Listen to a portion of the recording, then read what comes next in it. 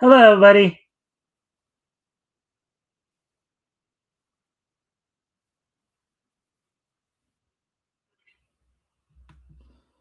All right, welcome to the Mikestand. Today is, of course, Tuesday, February I'm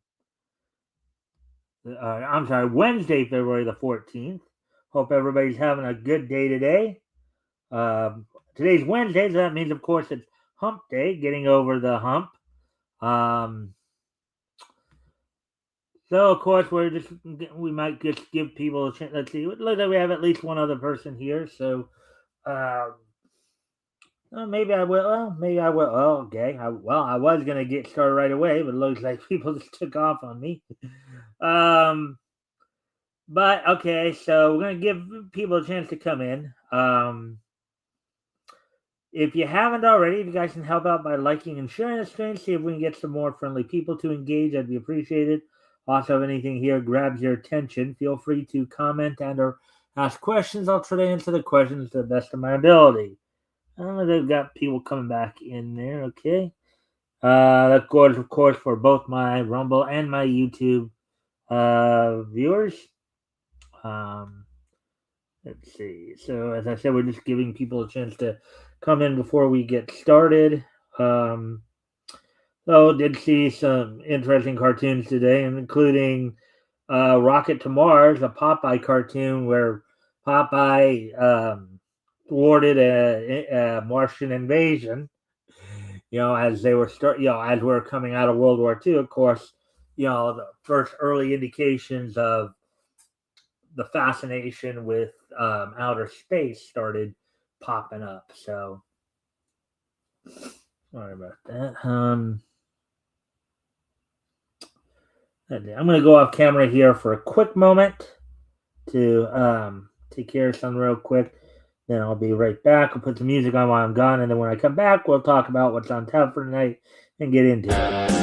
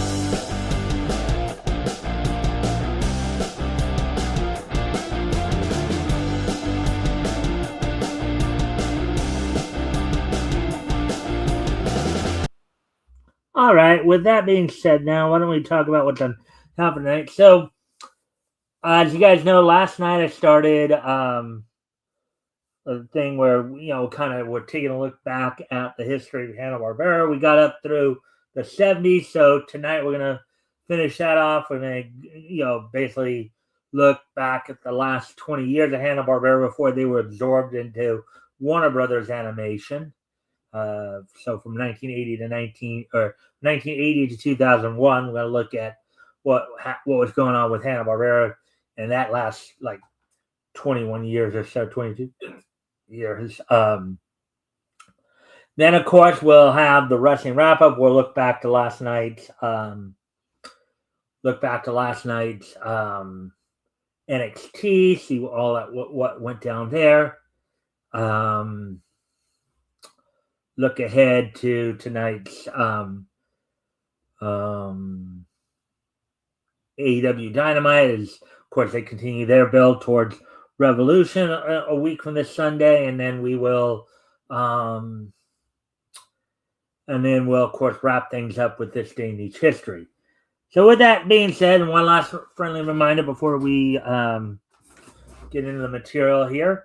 If you haven't already, you guys can help out by liking and sharing the stream. See if we can get some more friendly people to engage. That'd be appreciated. Also, if anything here grabs your attention, feel free to comment and or ask questions, and I will try to answer the questions to the best of my ability. So with that being said, let's go ahead and get started then.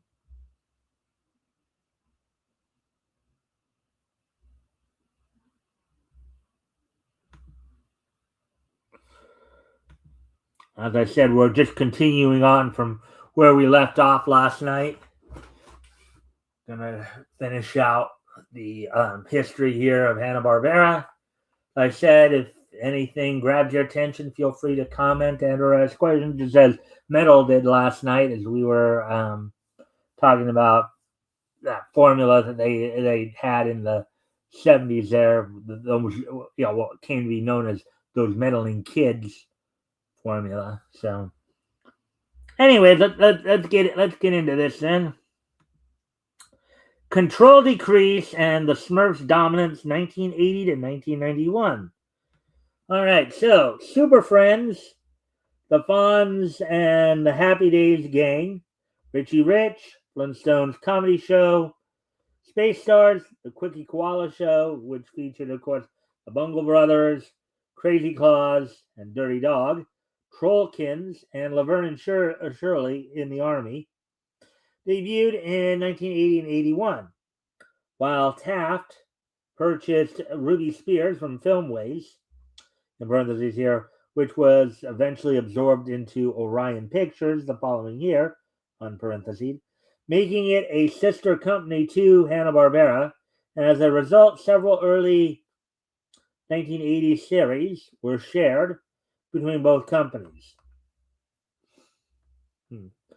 Yeah, maybe we'll also look. Maybe we'll also look at Ruby Spears in the next day or two. Figure that out here soon enough. But anyways, or maybe I'll say that for the next time I need to, obviously need content. So, anyways.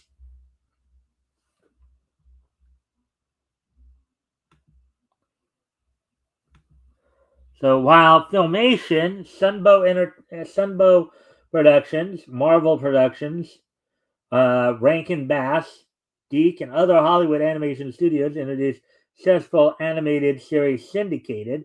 So, of course, Filmation, we talked about Filmation before.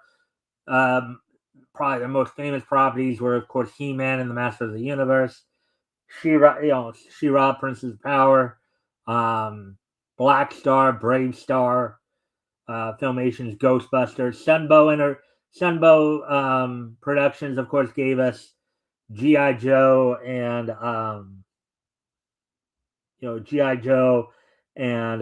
Transformers. Marvel Productions, they gave us of course the Marvel comic cartoons of the 80s, that Spider-Man, Incredible Hulk, Spider-Man and His Amazing Friends. Rankin Bass, which gave us, of course, Thundercats and Silverhawk, as well as the comic strip series in the late 80s that featured shows like Tiger Sharks and Karate Cat. Deke, which gave us shows like Mask and Mobile Armored Strike Command, Fantastic Max, and they, of course, they also in the early 90s did the first English dub of Sailor Moon as well. And other Hollywood. Okay, so with all that,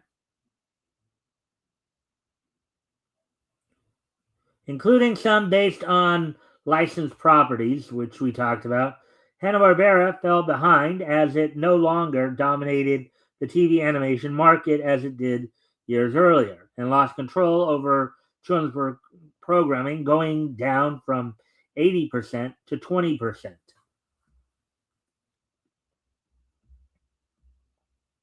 The Smurfs, adapted from the Belgian comic by Peyo, and centering on a group of tiny blue creatures led by Papa Smurf, who, of course, in the 80s cartoon was voiced by the late, great Don Messick, who you would remember him as obviously as the vocalizations of such characters as Scooby-Doo, Astro from the Jetsons, Dynomutt from Dynamite Dog Wonder, among others. As well, of course, Ratchet, a number of characters from Transformers as well. Debuted on NBC on September 12, 1981, and ran for 9 seasons until December 2nd, 1989, becoming so the longest running Saturday morning cartoon series in broadcast history. A significant rating success. Yeah, the Smurfs was a pretty good show for Saturday mornings out in the 80s there. It was kind of, a nice little fantasy piece, following the lives and adventures of these tiny blue creatures, and in a European landscape there, European like forest area, you know. Um, um,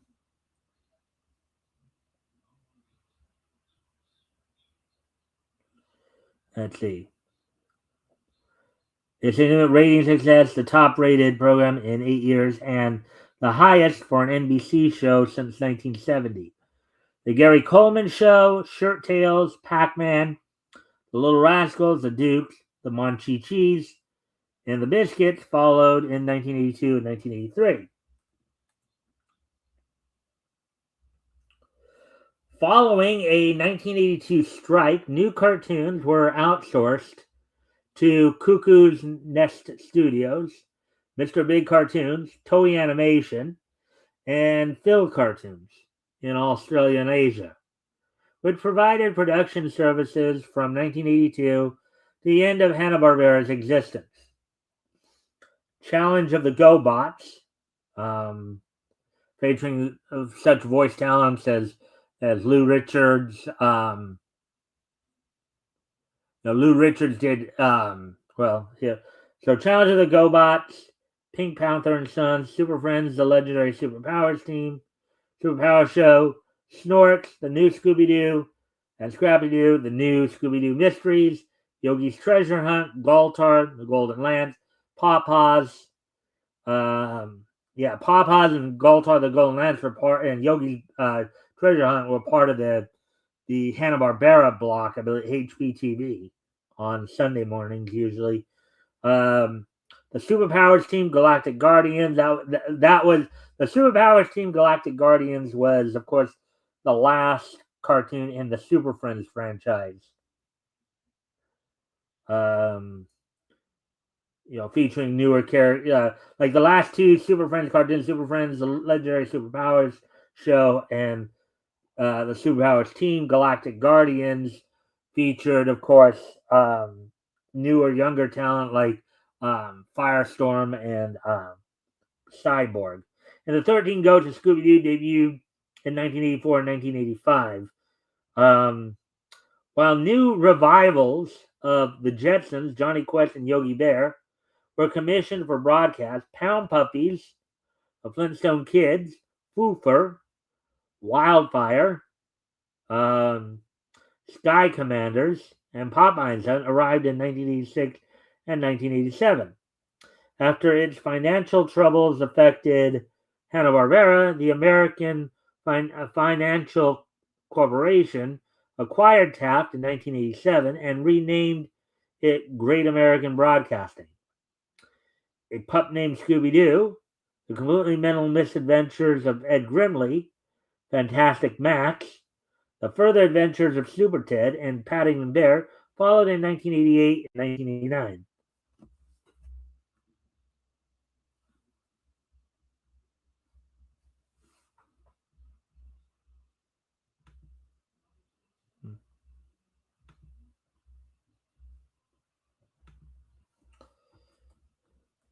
Hanna-Barbera Poland.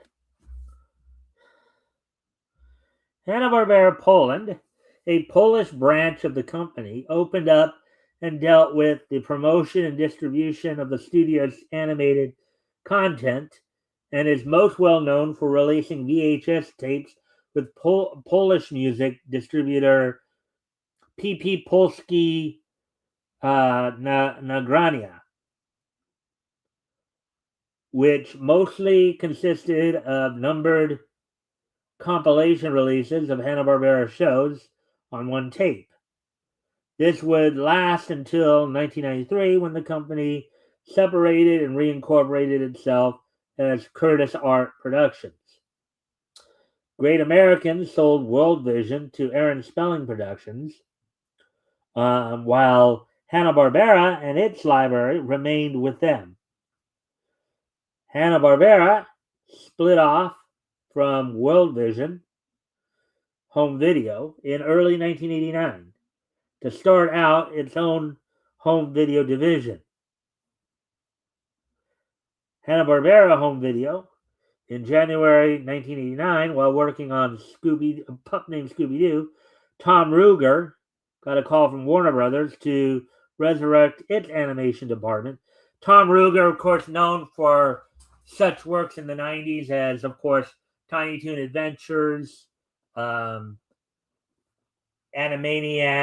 Freakazoid, I believe,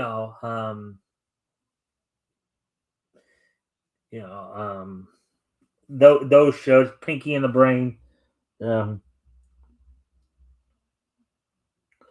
Ruegger, along with several of his colleagues, left Hanna-Barbera at that time to develop Tiny Toon Adventures at Warner Brothers.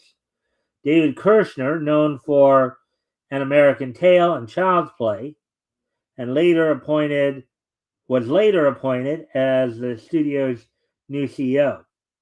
Later that year, the company had a licensing agreement with Microillusions, a video game publisher, to produce video games based on its properties, namely Johnny Quest and others.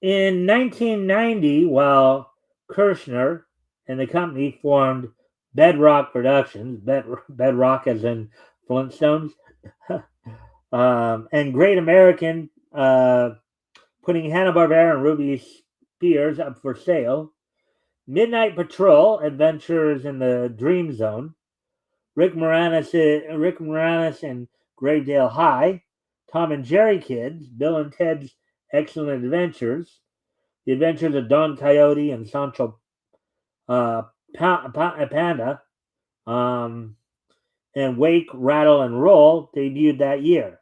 The Pirates of Dark Water, Yo Yogi, and Young Robin Hood would follow in 1991. Acquisition by Turner Broadcasting System and absorption into Warner Brothers Animation, 1991 to that one. So now we're getting into the home stretch here, finding out, kind of the last 10 years here of 10, 11 years of Hanna-Barbera's existence here.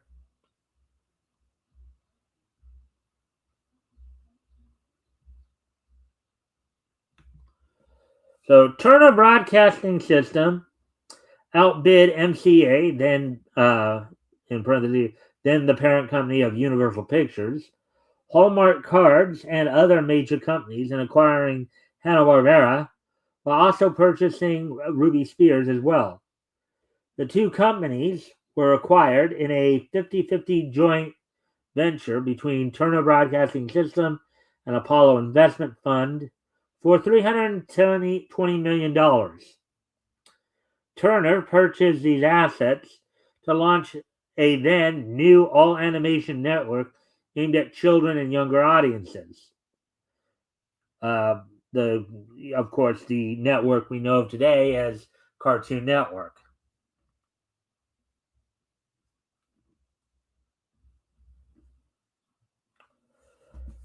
Scott Sassa hired Fred Siebert to head Hanna-Barbera, who filled the gap left by Great American's crew with new animators, directors, producers, and writers, including Greg McCracken, who, of course, gave us a bunch of the Cartoon Network studio stuff, including, of course, Dexter's Laboratory, Codename Kids Next Door, Johnny Bravo, Powerpuff Girls, had the Donovan Cook, Gendy Tartakovsky, David Fleiss, Seth MacFarlane, Dan Paradable, and Butch Hartman. After being newly named as HB Production Company, Capital Critters and Fish Police followed in 1992. Cartoon Network launched on October 1st of that year and became the first 24-hour all-animation channel to air its library of cartoon classics, of which Hanna-Barbera was the core contributor.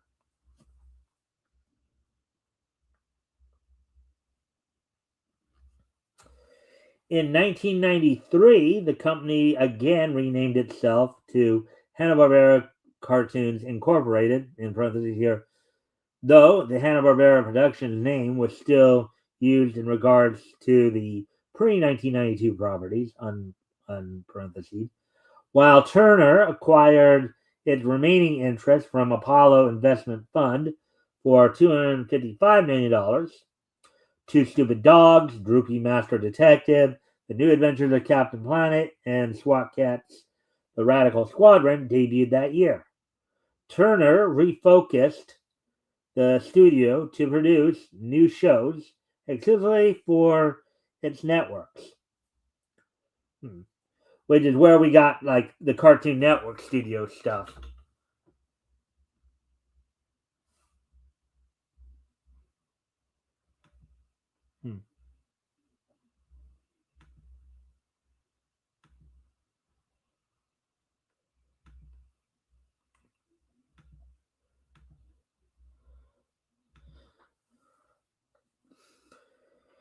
In 1995, Dumb and Dumber debuted, of course, the cartoon based on the movie, the Jim Carrey movie. While Siebert launched What a Cartoon for Cartoon Network. In 1996, Dexter's Laboratory, The Real Adventures of Johnny Quest, and Cave Kids debuted. While Turner merged with Time Warner, now Warner Brothers Discovery, while Johnny Bravo and Cow and Chicken aired, the Hanna-Barbera studio faced demolition after many of its staff vacated the facilities in 1997, despite the efforts of preserving it. In 1998, following the Powerpuff Girls, Hanna-Barbera moved from Cahuenga Boulevard to Sherman Oaks Galleria in Sherman Oaks, California, where Warner Brothers Animation was located. I Am Weasel would be its final show in 1999 after the company's absorption into Warner Brothers Animation. Bill Hanna had died of throat cancer on March 22nd, 2001 at the age of 90 years old. So,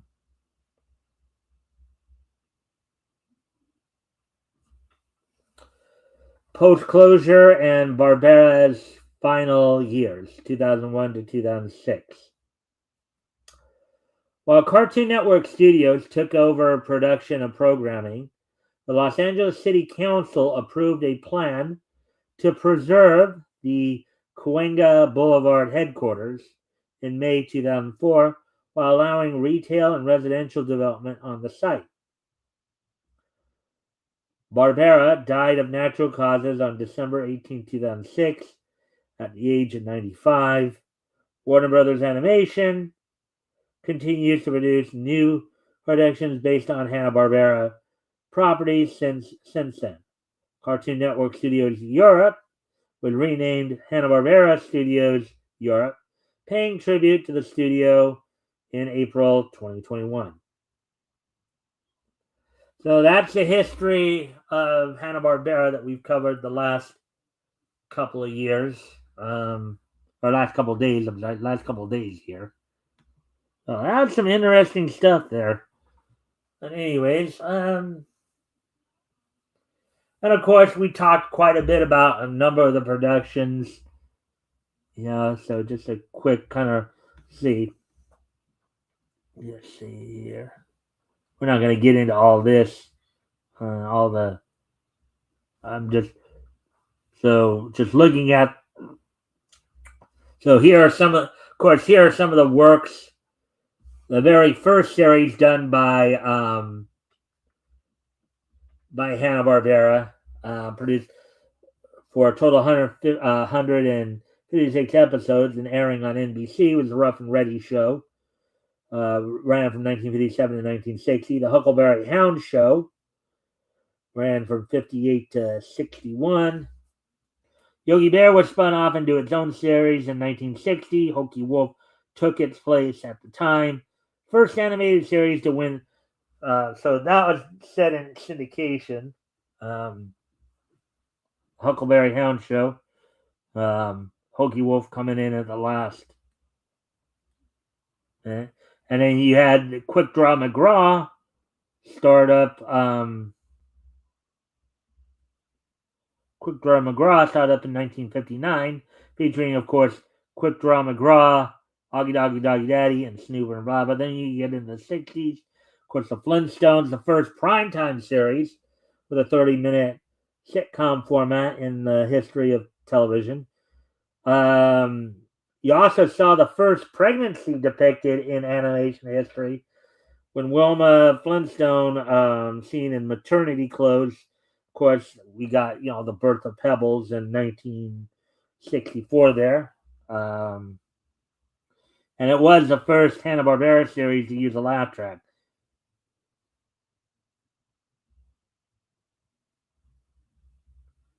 The Yogi Bear show, as we said, was spun off from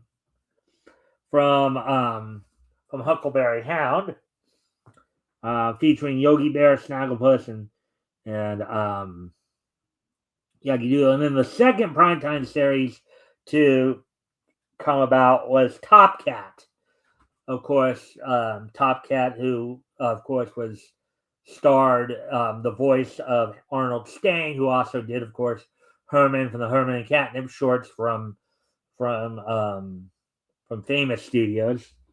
And in 1962, you had another package series of the Hanna-Barbera new cartoon series, Wally Gator, T-Shade Turtle, and Dum Dum, then Libby the Lion and Hardy Har Har. Jetsons, the McGill Gorilla Show, Johnny Quest, Peter Potamus. Again, we went through a lot of these yesterday, so Laura Hardy, of course, the first kind of action adventure, superhero action adventure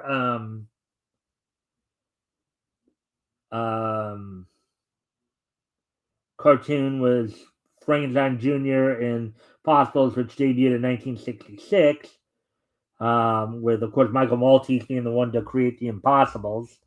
Possibles were kind of the hippie rock band that would change into superheroes there. So, Space Ghost and Dino Boy, created by Alex Toth. Space Cadets. And syndication episodes were paired with Young Samson and aired as the Space Cadets and Young Samson show.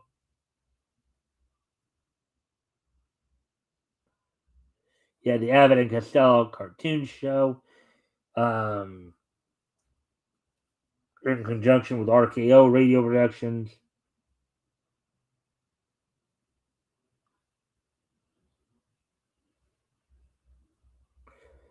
Of course, also in 1967-68, you had Birdman and Galaxy Trio debut from Alex Toth, as well as the Herculoids and Shazam.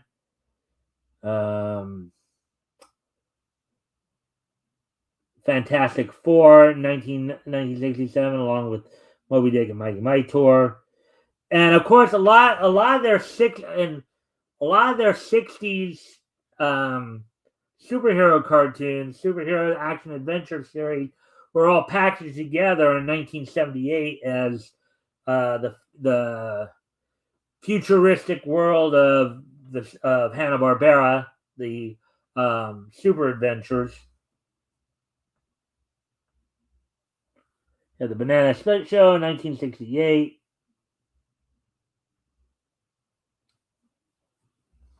The Adventures of Huckleberry Finn. Then we had the Wacky Races and Penelope Pit Stop. Wacky Races, I guess, debuted in 1967 or 68. And then, of course, the Perils of Penelope Pit Stop and Dashley and Muttley and their flying machines would come up after that.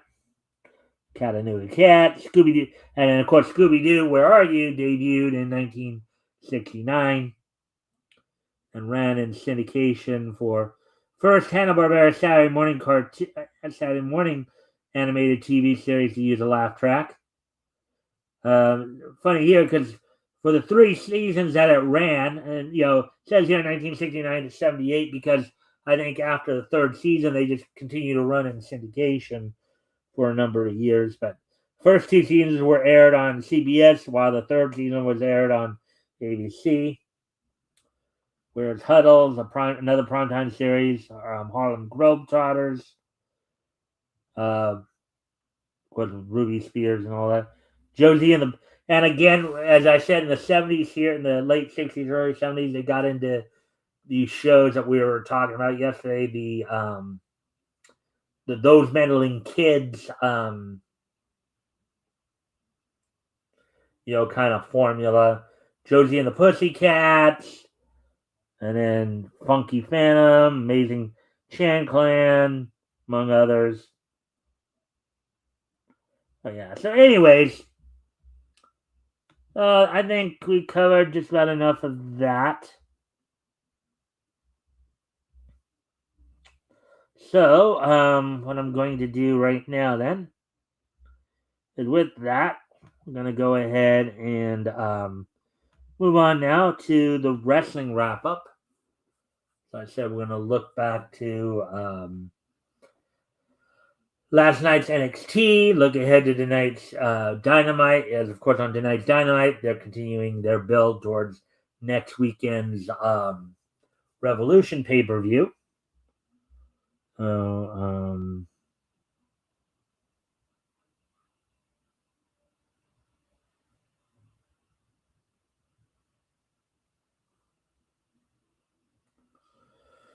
Let's see now. So,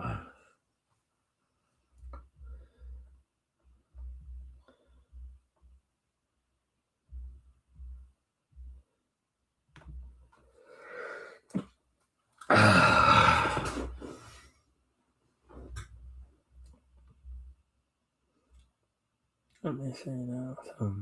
Just trying to think here. Oh yeah.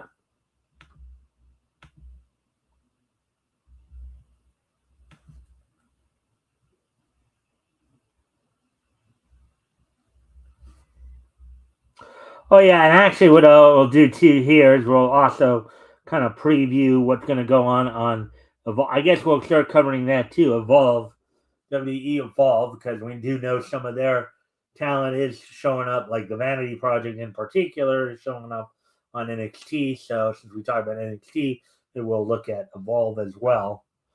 But anyway, so let's talk. Let's go back and look back at last night's NXT, which came from the Performance Center in Orlando, Florida, with Booker T and Vic Joseph on commentary for the CW. Opening match saw a confrontation between Miles Bourne and Ethan Page, in which Ethan Page was trying to demand a rematch with Miles Bourne. Robert Stone had come out and tried to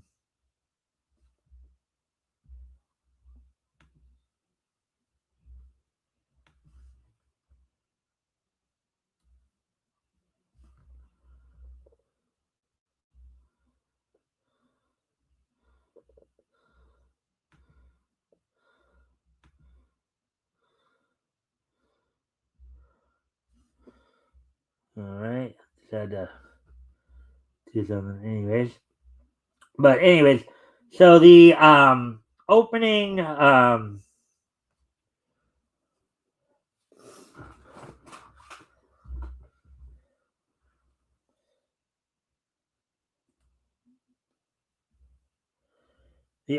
the show saw, as I said, a conversation between Miles Bourne and Ethan Page that led to another North American title shot in which Ethan Page tried to get it back, in which Miles Bourne eventually did win via submission with an ankle lock.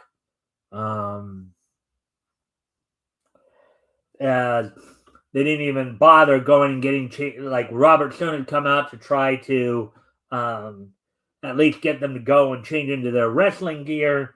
But Ethan Page just wasn't having it. He said, "No, let's do this right now," figuring he'd probably try to catch Miles Bourne off guard, but Bourne was able to succeed despite it. Then in the other semifinal match, determine who would become the number one contender of the women's title, who would next face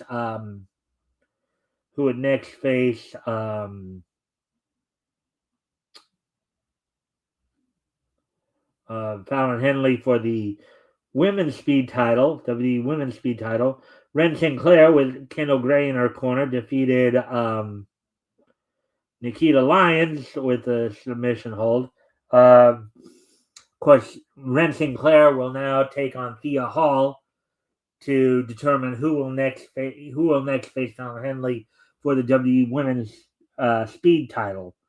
In six man tag action, the trio of Shallow Hill and former NXT Tag Champions Hank and Tank Ledger, and Hank Walker defeated the Vanity Project of Evolved Champion Jackson Drake and NXT Tag Champion Brad Baylor and Ricky Smokes. And of course, we would see the Vanity Project later on in the night. I'll get to that in a moment. And in the main event match of the evening, in a match for the NXT Women's title,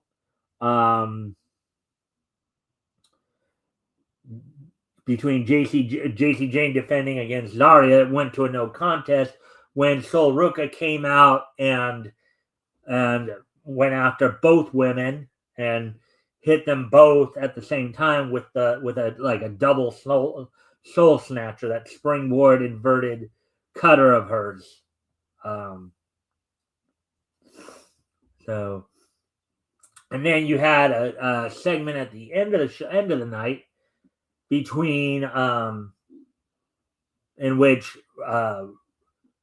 Ricky Saints, who is set to take on Joe Henry. Actually, that is one more thing we should probably talk a little bit about too. I believe this Saturday, WWE will be holding NXT Vengeance. Maybe I should go ahead and take a look at that. But because I believe Joe Hendry will be defending the NXT title against Ricky Saints this Saturday at Vengeance. So let me go ahead and pull that up real quick here.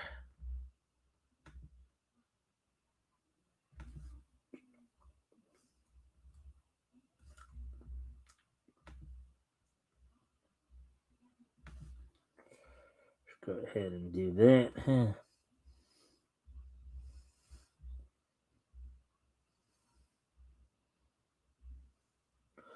So coming up this Saturday from the WWE Performance Center, Orlando, Florida, WWE's NXT's Vengeance Day 2026 will take place.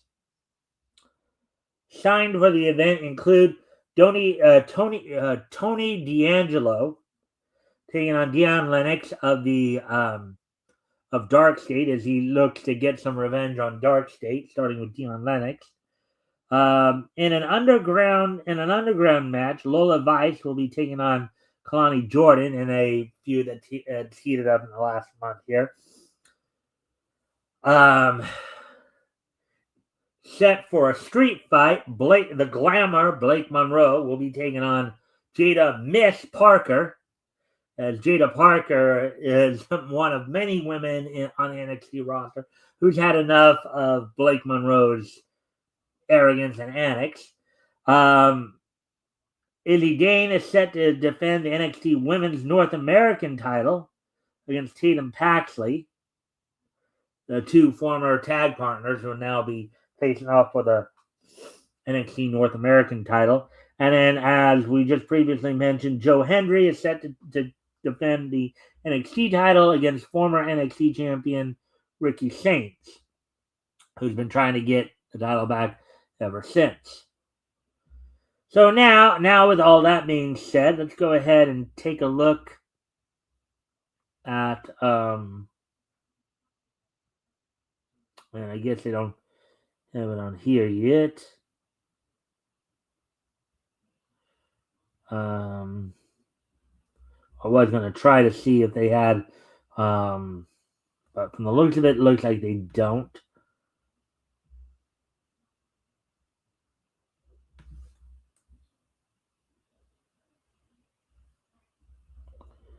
Yeah, so they don't have anything on. So we won't. Okay, so now we're just gonna go ahead and move on then to look ahead at AEW. See what's gonna be going on AEW tonight. Um,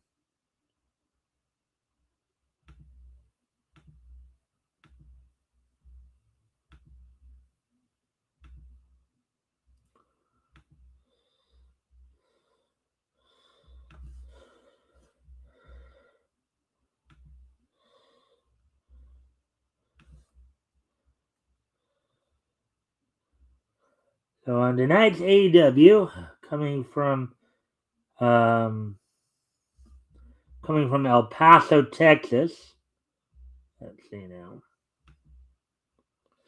Coming from the Don Haskins Center in El Paso, Texas, on TBS, scheduled tonight.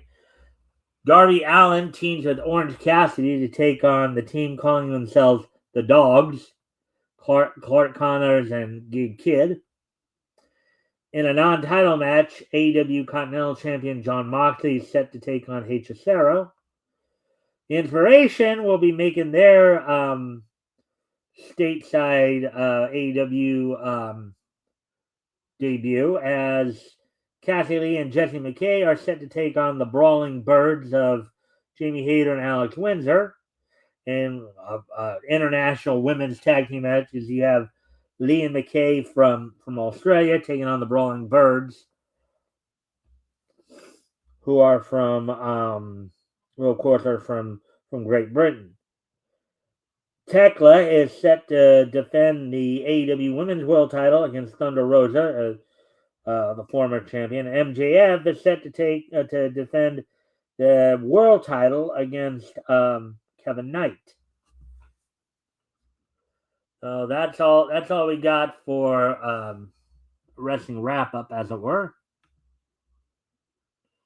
So now let's go ahead and get ready to move on to this day in each history. Today, of course, is Wednesday, February the 4th, 2026.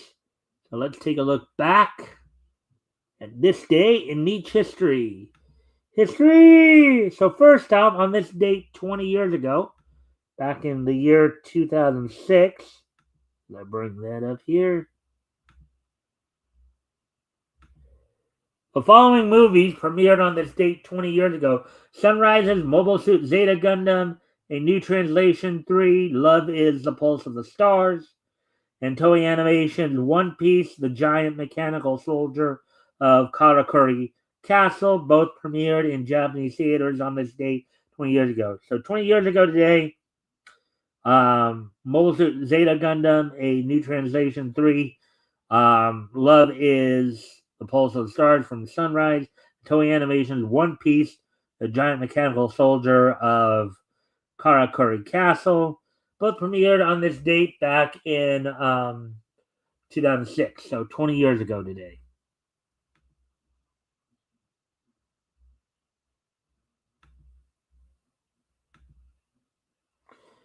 Now, getting ready to move on to the next piece in each history as we move ahead to the year 2011, 15 years ago today. On this date, 15 years ago today, back in 2011, a couple of things happened of interest. 15 years ago today, first off, Paramount Pictures and Nickelodeon's Rango premieres. The movie gained controversy in California for the depictions of smoking in a children's movie. It was petitioned to receive an R rating, but failed to do so. Further tobacco depictions would be phased out from subsequent family-friendly films because of it. And also, Season 3 of Phineas and Ferb begins on Disney Channel with the premiere of the episodes The Great Outdoors and Candaremi. The premiere of the season brought a total of over 3.3 million viewers that night. So Rango premiered in movie theaters, and Phineas and Ferb would their third season would premiere on Disney Channel on this date 15 years ago today.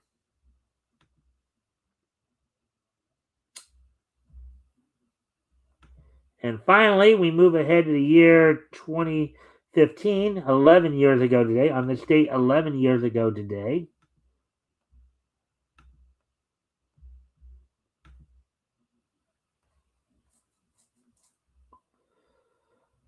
On this date, 11 years ago today, the 55th issue of Batman 66 went on sale via DC Digital for 99 cents with 20 pages. Part 2 of the Batman's Final Breath storyline, as written by Jeff Parker, with art by Sandy Jarrett.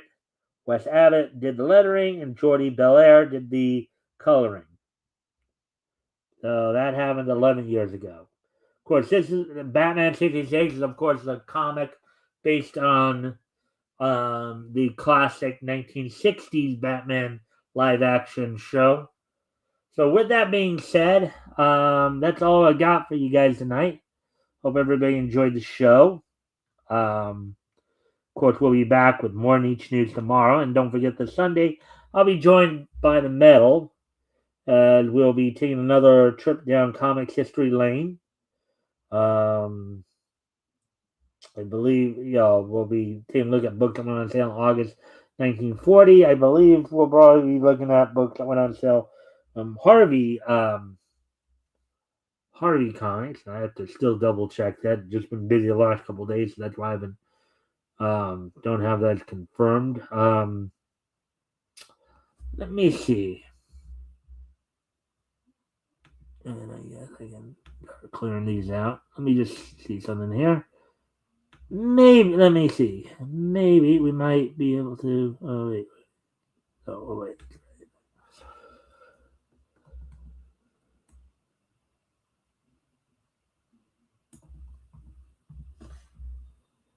Let's see. Will there be another? Oh, yeah. It looks like they did do another. So I guess the indie comic showcases are in full swing now. We'll probably be doing number 317 tomorrow. We'll be looking at that tomorrow.